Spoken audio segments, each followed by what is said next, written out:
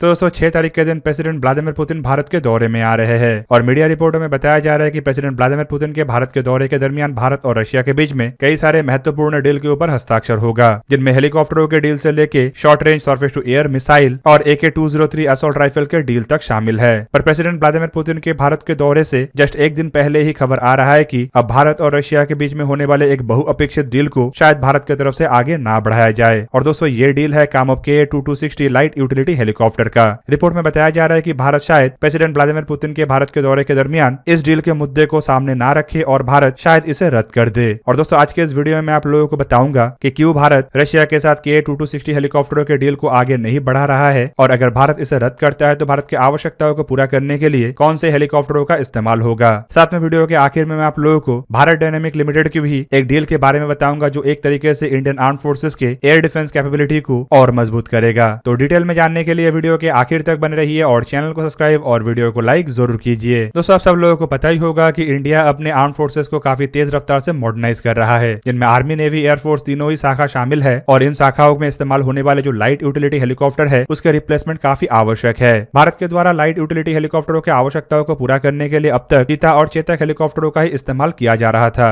और ये एक तरीके से पुराने हो चुका है और इसके रिप्लेसमेंट का काफी अधिक आवश्यकताएं है। और रिप्लेसमेंट के प्रोजेक्ट को भारत के द्वारा दो अलग अलग तरीके से आगे बढ़ाया जा रहा है, जिनमें स्वदेशी निर्मित लाइट यूटिलिटी हेलीकॉप्टर और रशिया से खरीदे जाने वाले Kamov KA-2260 light utility helicopter शामिल था। पर अब बताया जा रहा है कि प्रेसिडेंट व्लादिमीर पुतिन के भारत दौरे के दरमियान शायद भारत की तरफ से उनके सामने $1 बिलियन के ये KA-2260 हेलीकॉप्टरों के डील को ना रखा जाए और शायद भारत रशिया के साथ KA-2260 हेलीकॉप्टरों के डील को ना आगे बढ़ाए या फिर भारत में इन्हें तैयार करने के इरादे को ड्रॉप कर दे। दोस्तों अगर करंट सिचुएशन को देखा जाए तो चाइना के साथ बॉर्डर टेंशन और पाकिस्तान के बढ़ते हुए आतंकी गतिविधियों के बीच में भारत को अपने आर्म फोर्सेस को काफी तेज रफ्तार से मॉडर्नाइज करना है और भारत कर भी रहा है। मॉडर्नाइजेशन में हेलीकॉप्टरों के काफी अधिक आवश्यकताएं है और अगर देखा जाए तो कम से कम भारत को 320 लाइट यूटिलिटी हेलीकॉप्टरों का आवश्यकता है जो खाली एयरफोर्स के ही जरूरत को पूरा कर सकेगा, जबकि इसके अलावा आर्मी के और नेवी के भी अलग जरूरत है। इन सभी जरूरतों को पूरा करने के लिए भारत के द्वारा रशिया से KA-2260 हेलीकॉप्टरों को खरीदने का एक इरादा बनाया गया था। साल 2015 में भारत रशिया के साथ KA-2260 हेलीकॉप्टरों को खरीदने के लिए एक फॉर्मल इरादा जताया था, जिनमें कम से कम 200 हेलीकॉप्टर भारत हासिल करने वाला था, जिसका 140 हेलीकॉप्टर भारत में निर्माण होना था, जबकि 60 हेलीकॉप्टर डायरेक्टली रशिया से बन के भारत को मिलता। रिपोर्ट के मुताबिक साल 2015 से लेकर अब तक डील को फाइनलाइज करना संभव नहीं हो पाया क्योंकि इसमें कई तरीके के बाधाएं भी थे और कई तरीके के अड़चने भी आ रहा था। इवन हाल ही में यह भी बताया गया था कि शायद ये अड़चने अब और नहीं रहा और भारत और रशिया जल्दी डील को फाइनलाइज कर लेगा। दोस्तों यहाँ पे आपके जानकारी के लिए बता दूं कि KA-2260 हेलीकॉप्टर असल में एक लाइट यूटिलिटी कैटेगरी के ऐसा हेलीकॉप्टर है जो 2 इंजन से लैस भी है और टेंडम रोटेटर वाले हेलीकॉप्टर है। मतलब यहाँ पे कोई मेन रोटेटर और टेल रोटेटर नहीं होता है, बल्कि 2 मेन रोटेटर होता है जो कि एक दूसरे के ऑपोजिट डायरेक्शन में घूमता है, जिससे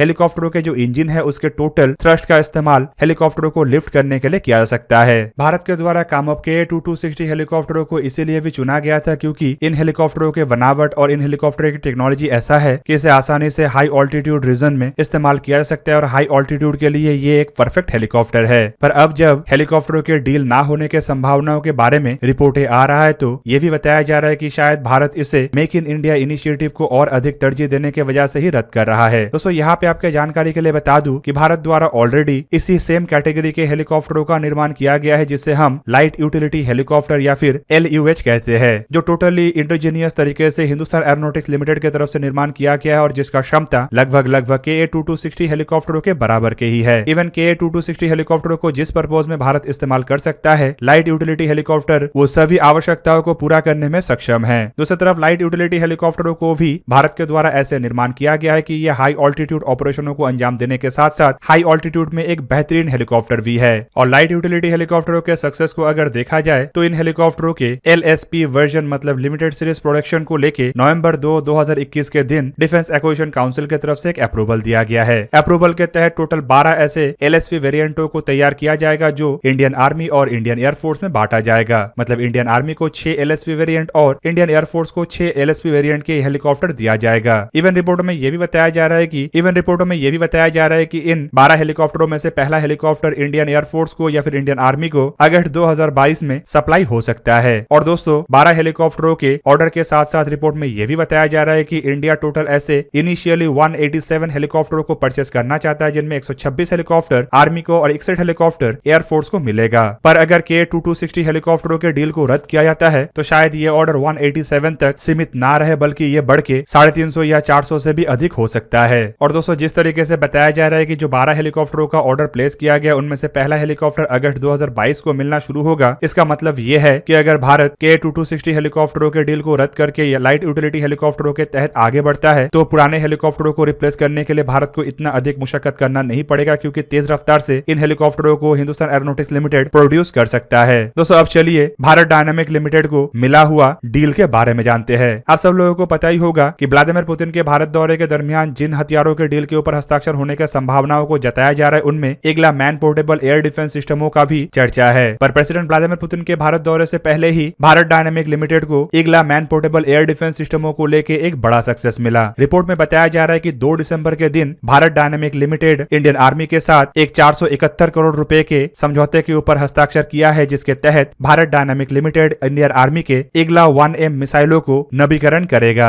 इवन रिपोर्ट के मुताबिक ये जो डील है इसे 10 साल तक रन किया जाएगा, जिनमें इग्ला 1M मिसाइलों के नवीकरण के साथ साथ इसके सपोर्ट को भी भारत डायनामिक की तरफ से प्रोवाइड किया जाएगा। दोस्तों, ये नवीकरण डील के अलावा भारत डायनामिक को और भी कई तरीके के महत्वपूर्ण डिफेंस डीलों को हासिल करने में सफलता मिला है, जिनमें गाइडेड मिसाइलों के मैन्युफैक्चरिंग सप्लाई से शुरू करके उसके associated equipment, under water weapon system, airborne weapon system, ground support equipment और प्रोडक्ट लाइफ साइकिल सपोर्ट जैसे डील तक शामिल है। दोस्तों, एक समय था जब भारत द्वारा बड़े मात्रा में हथियारों को विदेशों से खरीदा जा रहा था, पर अब धीरे धीरे समय ऐसे बदल चुका है कि भारत अब बड़े मात्रा में हथियारों को अपने देश के लिए निर्माण भी कर रहा है और भारत डायनामिक जैसे कंपनी खाली देश के लिए हथियारों का निर्माण नहीं बल्कि एक्सपोर्ट भी कर रहा है। रिपोर्ट के मुताबिक भारत डायनामिक लिमिटेड यूपी में बनने वाले डिफेंस कॉरिडोर में भी अपना इन्वेस्टमेंट करेगा, जहां पे स्वदेशी हथियारों के निर्माण के साथ साथ अन्य रिसर्च एंड डेवलपमेंट के सेक्टर में भी काम किया जाएगा। और Bharat dynamic limited anti tank guided मिसाइलों के निर्माण के साथ साथ विदेशी कंपनियों के हथियारों को भी भारत में निर्माण कर रहा है। दोस्तों, यहाँ पे आपके जानकारी के लिए बता दूं कि जिन इग्ला सिस्टमों के नवीकरण का काम भारत डायनामिक के द्वारा किया जाएगा वो असल में एक मैन पोर्टेबल या फिर कहे तो shoulder fire surface to air missile system है, और ये एक रशियन ओरिजिन हथियार है जिसे रशिया के तरफ से 1980s के दशक में निर्माण किया गया था।